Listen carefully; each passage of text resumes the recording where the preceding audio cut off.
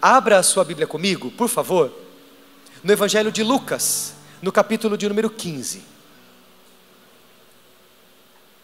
Até esse momento, nós já estamos grandemente abençoados pela presença do Senhor. Mas há uma porção da palavra de Deus que eu quero compartilhar com você, que é uma profecia para esse dia, uma orientação da graça divina. Para isso eu quero ler a parábola, que você bem conhece, a parábola do filho pródigo, a parábola do filho que se perdeu, que está em Lucas, capítulo 15, a partir do versículo de número 11. Acompanhe comigo a leitura. Jesus continuou: um homem tinha 2 filhos. O mais novo disse ao seu pai: pai, quero a minha parte da herança. Assim ele repartiu sua propriedade entre eles. Não muito tempo depois, o filho mais novo reuniu tudo o que tinha e foi para uma região distante. E lá desperdiçou os seus bens vivendo irresponsavelmente. Depois de ter gasto tudo, houve uma grande fome em toda aquela região e ele começou a passar necessidade. Por isso foi empregar-se com um dos cidadãos daquela região, que o mandou para o seu campo a fim de cuidar de porcos. Versículo 16. Ele desejava encher o estômago com as vagens de alfarrobeira que os porcos comiam, mas ninguém lhe dava nada. Caindo em si, ele disse: quantos empregados de meu pai têm comida de sobra, e eu aqui morrendo de fome? Eu me porei a caminho e eu voltarei para meu pai e lhe direi: pai, pequei contra o céu e contra ti, não sou mais digno de ser chamado teu filho, trata-me como um dos teus empregados. A seguir levantou-se e foi para o seu pai. Eu quero que você imagine essa cena comigo, queridos. Olha só, estando ainda longe, seu pai o viu e, cheio de compaixão, correu para o seu filho e o abraçou e o beijou. Que coisa maravilhosa. Verso 21. O filho lhe disse: pai, pequei contra o céu e contra ti, não sou mais digno de ser chamado teu filho. Mas o pai disse aos seus servos: depressa, tragam a melhor roupa e vistam nele, coloquem um anel no seu dedo e calçados em seus pés, tragam um novilho gordo e matem-no, vamos fazer uma festa e alegrarmos. Pois este meu filho estava morto e voltou à vida, estava perdido e foi achado, e começaram a festejar o seu regresso. Enquanto isso, o filho mais velho estava no campo. Quando se aproximava da casa, ouviu a música e a dança. Então chamou um dos servos e perguntou: viu, o que está acontecendo? Este lhe respondeu: seu irmão voltou, seu pai matou o novilho gordo, porque o recebeu de volta são e salvo. O filho mais velho encheu-se de ira e não quis entrar. Então seu pai saiu e insistiu com ele, mas ele respondeu ao seu pai: olha, todos estes anos eu tenho trabalhado como um escravo ao teu serviço e nunca desobedeci as tuas ordens, mas tu nunca me deste nenhum cabrito para que eu festejasse com os meus amigos. Mas quando volta para casa esse teu filho, que esbanjou os teus bens com as prostitutas, matas um novilho gordo para ele. Disse o pai: meu filho, você está sempre comigo, tudo que tenho é seu, mas nós tínhamos que celebrar a volta deste seu irmão e alegrar-nos, porque ele estava morto e voltou à vida, estava perdido e foi achado. Nós lemos do Evangelho de Lucas, o capítulo 15, do versículo 11 até o versículo de número 31. Olhe para mim e me dê a sua atenção. Quando eu leio esta parábola, contada pelo próprio Jesus e registrada por Lucas, eu encontro 3 personagens contados nesta história pelo Senhor Jesus. Eu encontro um pai, eu encontro um filho que saiu e voltou, e eu encontro um filho que ficou. Talvez o personagem mais conhecido de toda esta parábola seja o filho que saiu. Ele é chamado de pródigo, ele é chamado de filho perdido. A história você conhece bem, e a Bíblia diz que este moço decidiu algo. Aqui nós temos uma lição muito importante. Nós somos o resultado das nossas decisões. Nós recebemos as consequências daquilo que nós decidimos. Esse moço, o que saiu, que ficou conhecido como pródigo, o que se perdeu, ele sabia do direito dele, ele conhecia a herança dele, e ele decidiu: eu quero isso agora. Tudo tem um tempo determinado, tudo tem um propósito debaixo dos céus. Havia um momento certo para que estes filhos recebessem a sua herança, mas este em especial tomou uma decisão e disse: eu quero agora. E a Bíblia, segundo o relato de Jesus, o classificou como irresponsável. Algo, querido, que já está do lado de dentro e só se manifestou do lado de fora. A irresponsabilidade é resultado de uma decisão mal tomada. Muitas vezes, como eu disse há pouco, antes de nós orarmos e abençoarmos cada papai que está conosco aqui neste culto, eu disse: querido, muitas vezes nós transferimos a culpa para Deus de algumas coisas que Ele não tem culpa, e a consequência das coisas que muitas vezes nós transferimos para Deus, nada mais é do que o resultado de uma decisão que nós tomamos, uma decisão mal tomada, uma irresponsabilidade da nossa parte. É um perigo, meus irmãos. Nós precisamos ficar alertas e atentos, porque uma decisão mal tomada, mesmo que adquira riquezas e que tragam heranças, nos leva para um lugar perigoso, um lugar distante da casa do Pai, um lugar longe dos braços, dos olhos e do cuidado, do amor do Pai. Bem sabemos a história que esse moço voltou e o pai o recebeu, e eu já vou falar sobre isso daqui a pouco. E talvez você pense de uma maneira tão infantil e tão imatura dentro do seu coração: se eu sair, se eu me desviar, se eu tomar alguma decisão irresponsável, é só sair e eu volto, o Pai vai me receber. A segunda parte é verdade, o Pai vai te receber, mas a primeira parte eu preciso fazer um alerta: cuidado em pensar assim, porque você pode sair e pode não dar tempo de voltar. Todo filho que volta é bem recebido, mas a questão está: será que vai dar tempo de voltar? É um lugar perigoso, é um lugar que nós temos que ficar atentos. E ele fez uma má escolha, e foi classificado por Jesus dentro dessa parábola como um filho irresponsável. Chegou a um lugar de tanta humilhação, chegou a um lugar de tanta desonra, que para um judeu era um dos piores lugares, porque o porco para o judeu é um animal imundo, que não pode nem ser tocado. E esse moço, querido, chegou numa posição de tanta desonra, de tanta humilhação, por causa da própria decisão dele, que ele quase que foi comer as mesmas coisas que os porcos comiam. Jesus contou desse jeito a história para mostrar um lugar de desonra, um lugar nivelado para baixo, distante dos propósitos do Senhor, distante da casa do Pai. Nós precisamos compreender e entender a manifestação da graça de Deus. A Bíblia diz que ele caiu em si. Será que ele se arrependeu, pastor Fábio? Na verdade, tem dois princípios aqui.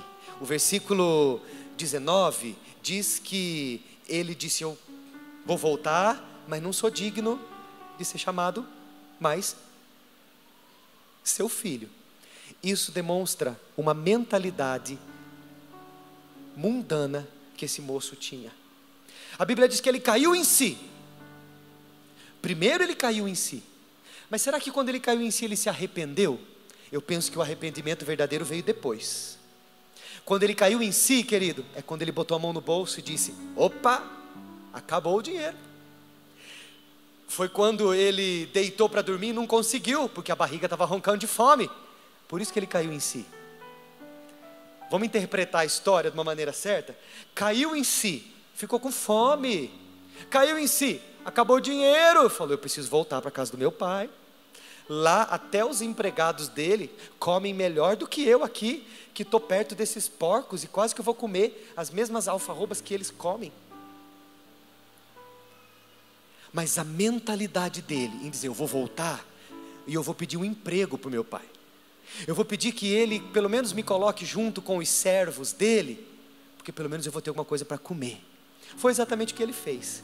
O arrependimento mesmo se deu na mudança de pensamento dele, porque arrependimento é mudança de pensamento. Arrependimento é metanoia, é mudar a maneira de pensar, é mudar a mentalidade. Quando ele se encontrou de novo com o Pai, quando ele se encontrou novamente, e ele teve uma experiência com a graça de Deus, aí sim houve uma conversão, aí sim houve um arrependimento. A história desse moço, querido, nos aponta para a graça divina. A graça impediu que ele recebesse o que ele merecia receber, o desprezo do Pai. Mas a mesma graça que impediu que ele recebesse o que merecia, a mesma favoreceu e fez com que ele recebesse o que ele não merecia. O que ele merecia receber? O desprezo. E o que ele não merecia receber e recebeu? Compaixão, um beijo, um abraço. A Bíblia diz que ele recebeu vestes novas, um anel novo no dedo dele, sandálias para os seus pés. A mesma graça que alcançou este moço e que fez a vida dele ser transformada, é a mesma graça que está disponível para você, querido. Eu quero que você por um momento imagine a cena. Eu não sei se você tem mente criativa, se você consegue imaginar quando você lê o texto bíblico. De longe o pai avistando o filho. Talvez no primeiro momento ele estava irreconhecível. Estava sujo, talvez magro, talvez doente, podia ter feridas, maltrapilho, moribundo, fétido. Mas o pai que conhece o seu filho, aleluia, o pai te conhece, sabe quem você é por dentro, sabe quem você é por fora, conhece você por todos os lados. Você consegue imaginar a cena daquele filho voltando, caindo em si, o Espírito Santo tratando com ele, a graça divina entrando em ação. O que ele merecia receber? Desprezo. Foi isso que ele fez, é o que ele merecia receber. Mas o que foi que ele recebeu? O pai o abraçou, o pai o beijou. Sabe o que aconteceu ali naquele abraço, querido? O cheiro do pai passou para o filho, o cheiro do filho passou para o pai. Houve uma transferência, houve uma mudança, houve um renovo, houve uma restauração. Eu quero que você diga para você mesmo, coloque uma das mãos no seu coração, diga: a graça de Deus impede que eu receba aquilo que eu mereço receber. Diga: mas a mesma graça do meu Deus faz com que eu receba aquilo que eu não mereço.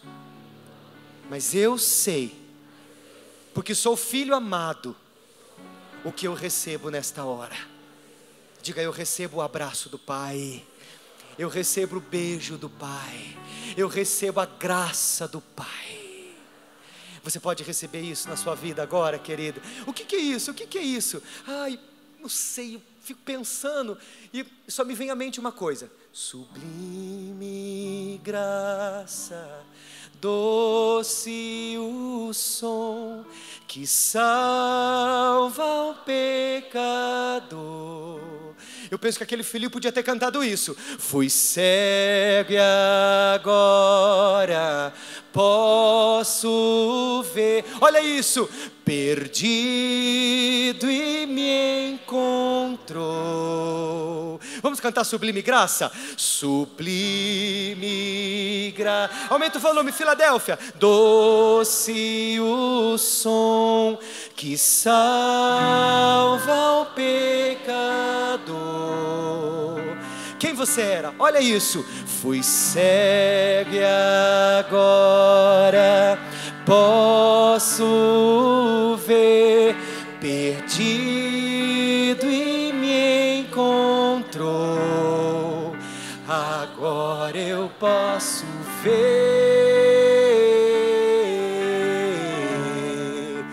eu posso ver seus olhos de amor. Coisa linda, para que eu possa viver. Olha a transferência, olha a vida trocada. Sua vida Ele entregou.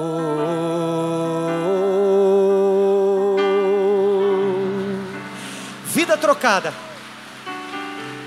Vida trocada. Esse é o mistério da graça. Diga: eu fui crucificado com Cristo. Diga de novo: eu fui crucificado com Cristo. Todas as suas mazelas, toda a sua miséria, todas as suas feridas, as suas chagas, o seu pecado, tudo isso que um pródigo carrega, a sua prostituição, o seu mundanismo, tudo isso faz um pacote de novo: eu fui crucificado com Cristo. A Bíblia diz que você estava nele, querido. E agora, diga: Cristo vive em mim. Aleluia! Você pode dizer mais forte, diga: Cristo vive em mim. Aleluia! Você foi crucificado nele, e hoje Ele vive a vida dele em você. É um novo começo. É um novo começo. É um novo começo. O Filho voltou para viver um novo começo. O Filho voltou para viver uma nova realidade. O Filho voltou para viver uma nova experiência. Mas tem um segundo rapaz aqui nessa história. O irmão mais velho. Esse não saiu da casa do pai. Esse não foi para o mundo. Esse não se distanciou. Mas ele teve uma atitude um tanto quanto curiosa. A Bíblia diz, e você leu comigo, que ele ficou com raiva. Ficou nervoso, insatisfeito. Não aceitou aquela situação. Querido, sabe o que eu vejo aqui? O primeiro filho foi irresponsável, se tornou mundano. E talvez você condene essa atitude. Mas o segundo não ficou mundano, não se tornou irresponsável, mas era religioso. Estava o tempo todo na casa do pai. Preste atenção. Estava o tempo todo na presença do pai. Mas ele olhou para o pai e disse: eu trabalho para você, eu faço e aconteço, você não me reconhece. Eu sou que nem um escravo. Você leu comigo o texto. Jesus contou a parábola exatamente assim. Filho, entra, vamos celebrar.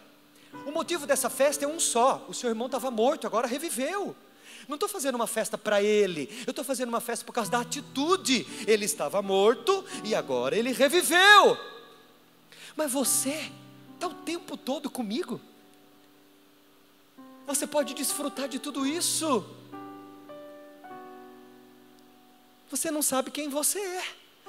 Eu identifico aqui uma crise de identidade. Eu identifiquei aqui, irmãos, um problema de cabeça. Não é de coração. O primeiro tinha problema no coração. O coração dele foi mudado. Esse segundo aqui tinha problema de memória, mentalidade. Mentalidade cauterizada. Uma mente religiosa. Eu estou na casa do pai. Fica olhando para mim o tempo todo agora. Segura firme na cadeira, porque qualquer semelhança, como diz o outro lá, pode ser mera coincidência só. Está o tempo todo na casa do pai. Não, mas eu canto. Mas meu irmão, se você está na casa do pai e não entende quem você é, e diz: poxa pai, eu faço, eu trabalho, eu sou que nem um escravo, para mim nunca fizeram uma festa, eu nunca tive reconhecimento nenhum. Querido, está no mesmo nível. A diferença é que um se tornou pródigo, perdido, foi embora, era mundano, o problema era no coração. O outro ficou. Estava dentro de casa, mas não sabia quem era. Não tinha identidade definida dentro dele. Meus irmãos, você é filho amado, você tem um direito e uma herança. Tudo aquilo que Jesus Cristo conquistou na cruz do Calvário é teu direito, é a tua herança. Eu quero que você seja curado dessa crise de identidade, dessa questão que você pensa que o pai te rejeita, que o outro é melhor que você é mais privilegiado, o outro é mais privilegiado e você não é nada. Filho, disse esse pai, você está aqui comigo o tempo todo, tudo que é meu é seu. Eu vou repetir, tudo que é meu, disse o pai, também é seu. O seu problema não está no coração, que você pode não ser mundano, não se prostitui e não é um filho irresponsável, como o exemplo do pródigo. Mas você às vezes é religioso, tem uma mente cauterizada, você está na minha presença o tempo todo, mas você não tem relacionamento comigo. Você está comigo, você anda comigo, mas você não me conhece. Eu me apresento para você o tempo todo. Eu quero revelar também a graça para você. Como que a graça se manifestou no primeiro filho? No primeiro filho, o que voltou? A graça se manifesta transformando a vida dele. Impediu dele receber o que ele merecia e deu para ele o que ele não merecia. Esse segundo filho também precisava de uma experiência com a mesma graça, mas precisava que ela restaurasse a identidade dele, de filho, de herdeiro, de alguém que podia desfrutar da presença do pai. Querido, você não precisa de reconhecimento humano. Perceba o que eu estou dizendo. Estou dizendo que você não depende disso para saber quem você é, porque você é conhecido nos céus. O teu pai e a tua mãe pode até te abandonar, mas eu, diz o Senhor, nunca te abandonarei, porque o teu nome está escrito na palma da minha mão.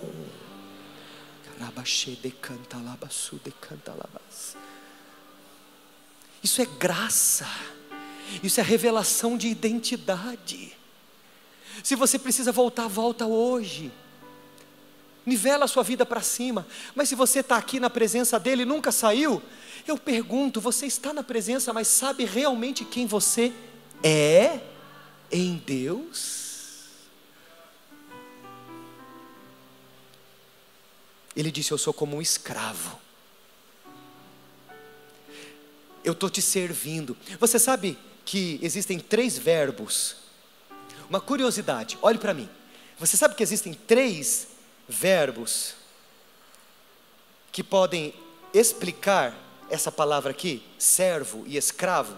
O primeiro verbo é doulos, e quer dizer exatamente isso, escravo. Eu fui comprado para ser escravo.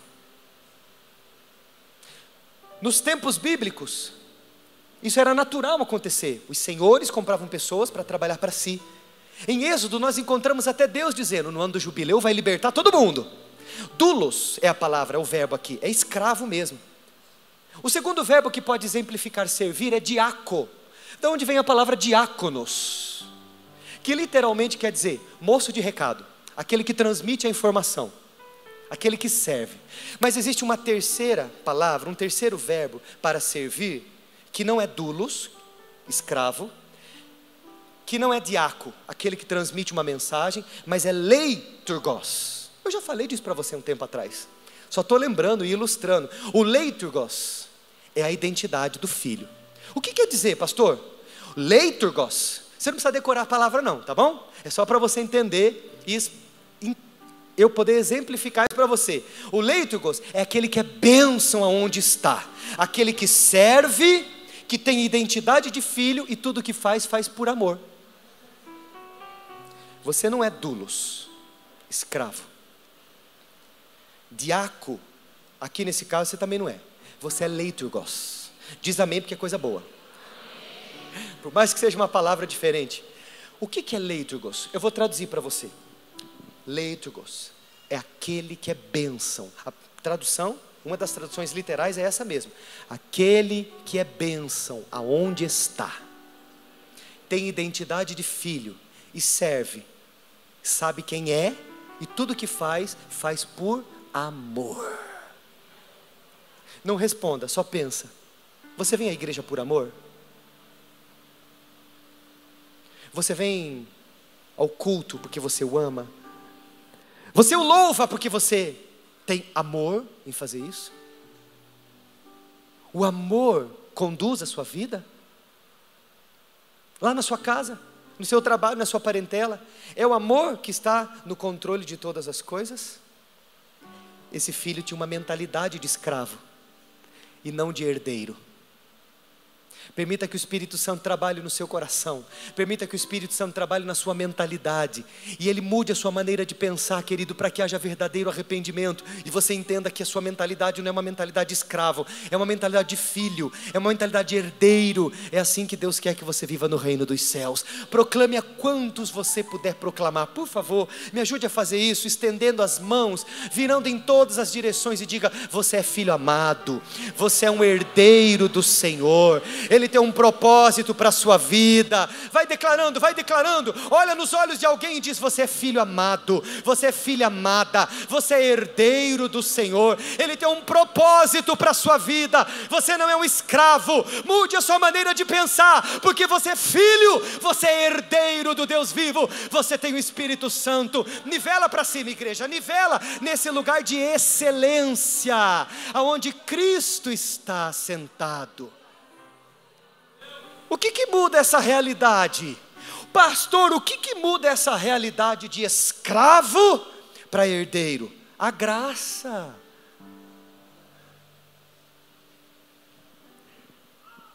O que transforma a minha cabeça?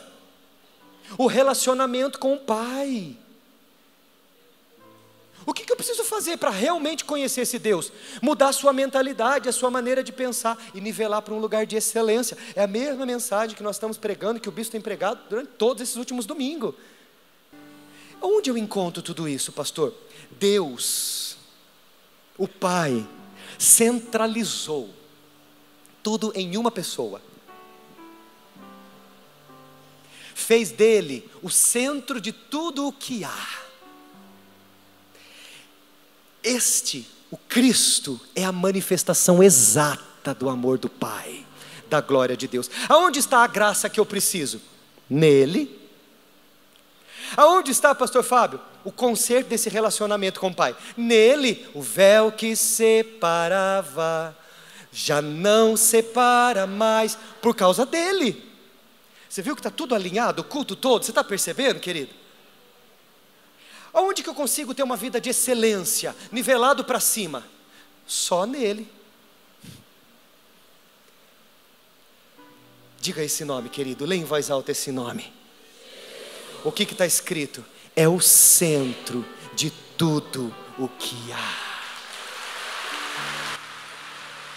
Você morreu com ele. A sua velha criatura foi crucificada nele.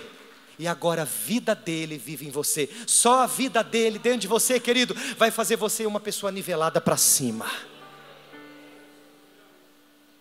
Viva a vida de Cristo. A graça de Deus na sua vida te transforma. Diga amém. Eu vou dizer de novo, querido, eu quero que você celebre isso nesses minutos finais. Diga: a graça de... Eu vou dizer para você, você recebe. A graça de Deus em sua vida te transforma. A graça de Deus revela a sua nova identidade. A graça de Deus, meu irmão, te capacita a ser como Ele é e a ver como Ele vê. Você crê nisso, querido? É assim que eu vivo. Pastor, você está esquecendo. Não estou.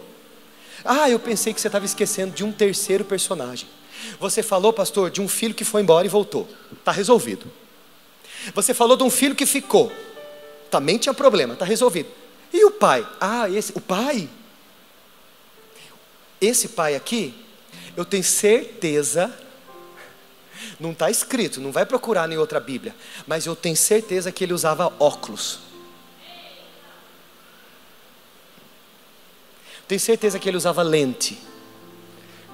Ai, pastor, isso é heresia, eu vou contar para o bispo. Não, deixa eu explicar tudo.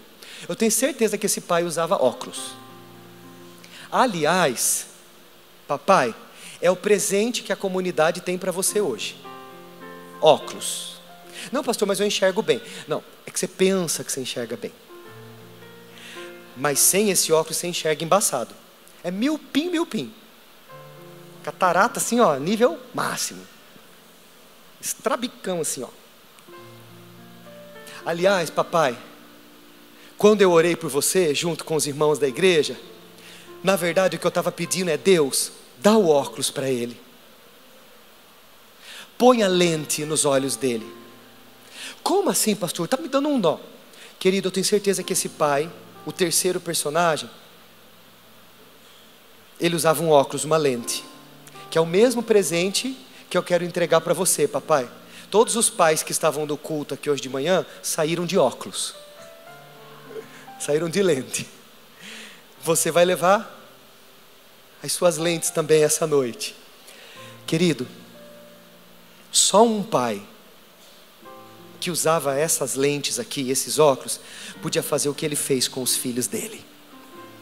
A Bíblia diz, querido, que aquele menino chegou moribundo, fétido. Não está escrito exatamente assim, mas por causa da situação eu imagino. Só um pai que usava lente podia abraçar ele do jeito que o pai abraçou. Só um pai que usava essas lentes podia beijar ele do jeito que ele beijou. Tragam vestes limpas. Vamos colocar um anel no dedo dele. Troque os sapatos dele. Só com a lente é possível fazer isso. A lente da graça. A lente de quem Jesus Cristo é e de tudo o que Ele fez. Você não pode ficar sem essas lentes. Você não pode ficar sem estes óculos, meu irmão. Você precisa enxergar as coisas a partir da cruz. E o Pai? Pastor, o nosso Abba Pai, o Senhor, o nosso Deus, o soberano, o eterno, o nosso Pai, o nosso Abba, a mesma coisa.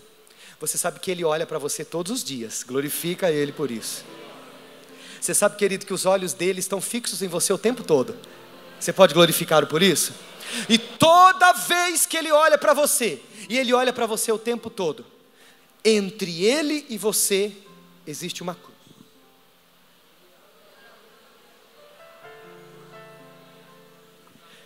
Essa cruz filtra. Os olhos de Deus batem na cruz e enxerga você. Que graça maravilhosa. É disso que eu estou falando desde o começo desse culto. É isso que nós estamos cantando, é isso que nós estamos orando. Papai, é isso que eu estava falando naquele momento da oração. Como é que Deus me vê? Com a lente da cruz. Você está me entendendo? Claro, eu estou dando um exemplo, para você entender. Pai, como é que você vai enxergar a sua casa? Com a lente, com a ótica divina, do jeito que Deus vê. Como que você enxerga a sua esposa, marido? Com os óculos. Se tirar, embaça tudo. Só vê as imperfeições, tragédias, ruindade. Aí você vai fazer o que a pessoa merece, o que você acha que ela merece. Aí você é uma pessoa ruim. Mas quando você põe a lente, os óculos, você enxerga do jeito que você é visto. Por isso que eu disse, meu irmão, que essa graça transforma a sua vida. Essa graça revela uma nova identidade. E só essa graça capacita você a ser como Ele é e a ver como Ele vê. Diga: a graça de Deus. Agora vamos dizer com ânimo para a gente terminar. Diga: a graça de Deus transforma a minha vida. Diga: a graça de Deus revela a minha nova identidade. Diga: a graça de Deus me capacita a ser como Ele é e a ver como Ele vê. Celebre a graça, querido. Glorifique a Deus por essa graça. Ela é vermelha, cor de sangue.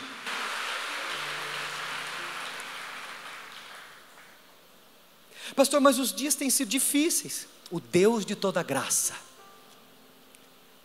olha que maravilhoso, o Deus de toda graça, que te chamou, e em Cristo Jesus te abençoou, Ele vai completar a boa obra que Ele começou na sua vida.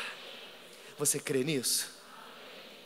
De todo o seu coração, apropie-se dessa verdade. Há um último versículo que eu quero proclamar com você, de 1 Pedro, capítulo 5. Mas ele é uma cereja desse bolo que nós estamos comendo aqui, que eu vou pedir para você ficar em pé, por favor. Nós vamos terminar. Eu quero que você leia esse texto comigo com sabedoria. Fica de pé, alinha a coluna, a garganta, apruma bonitinho aí. Você está enxergando o texto nas 3 telas? Então você vai ler, mas você vai ler assim como herdeiro, como filho. Põe os óculos, põe os óculos. Oi? Não estou entendendo. Os óculos da graça, a lente da fé, a lente de quem Jesus Cristo é. Põe os óculos, aí você vai enxergar melhor. Pastor, será que é por isso que eu não enxergo as coisas direito? Exatamente. Sem a lente, os óculos, você vê tudo embaçado.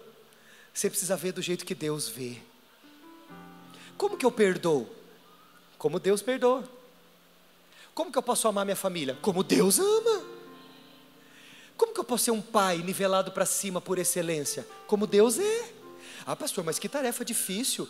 Com a lente, com os olhos, você julgando todas as coisas a partir de quem Cristo é e daquilo que Ele fez na cruz, a história é outra, é bem diferente.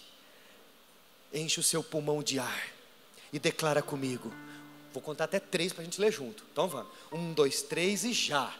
O Deus de toda graça, que os chamou para a sua glória eterna em Cristo Jesus, depois de terem sofrido por pouco tempo, proclama, os restaurará. Que mais? Os confirmará. Que mais? Os fortalecerá. Declara, igreja, e os porá sobre firmes alicerces. Levanta a mão e diz: a Ele seja o poder para todo sempre.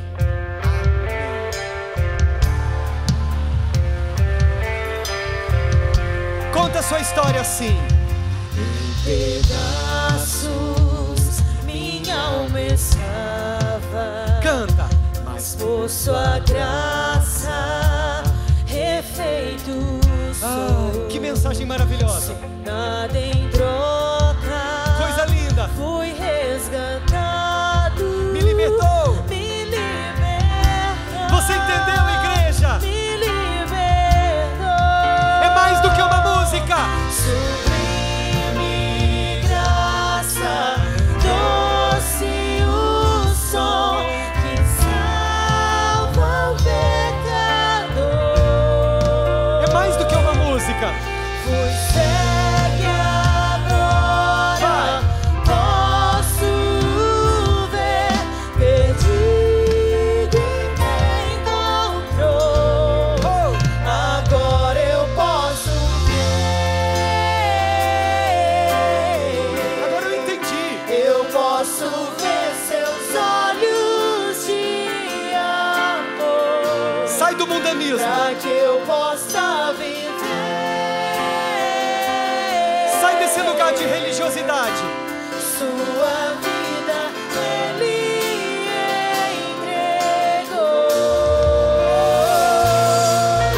entregou. Deixa eu te abençoar.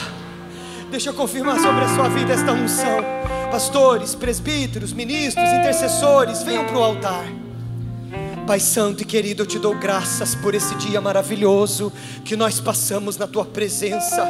Eu e a tua igreja nos reunimos para te honrar e te adorar, e nós te adoramos, nós te bendizemos, nós te exaltamos. Obrigado pelo bazar, obrigado pelo culto da manhã, obrigado por esta celebração da noite, obrigado por cada pai, cada mãe, jovem, visitante, homem, mulher. Obrigado pelo teu povo reunido, Senhor. Em teu nome, Jesus, te representando aqui nesta hora, eu consagro a semana e cada dia dos teus filhos diante do teu altar. Senhor, confirma o teu propósito, confirma o teu querer. Enquanto ele caminha contigo nessa semana, envolve ele na graça, envolve no teu amor, envolve no teu poder, Senhor. Porque o que eu tenho, eu compartilho com os meus irmãos. Que a graça do Senhor Jesus, o amor eterno e abundante do Senhor Deus, o nosso Pai, a comunhão e a consolação do Santo Espírito repouse a cada dia na tua vida. Filadélfia querida, o Senhor teu Deus te abençoe e te guarde. O Senhor teu Deus levante o rosto dele sobre ti e te conduza assim, em vitória, como um filho amado, como um adorador, um mais que vencedor. Eu te abençoo. Você diz amém. Eu te abençoo e eu te abençoo.